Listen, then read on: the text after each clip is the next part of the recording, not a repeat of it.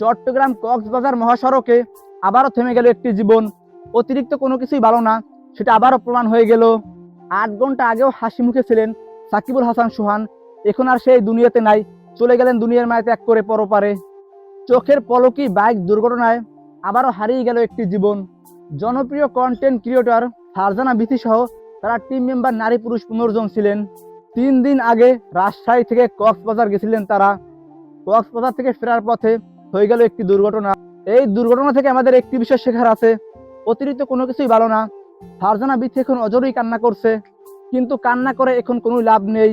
দায়িত্ব নিন, সাবধানতা শিখুন, নয়তো এমন দুর্ঘটনা আবারও ঘটতে পারে। আল্লাহ তাআলা সবাইকে ভালো রাখুক, সুস্থ রাখুক।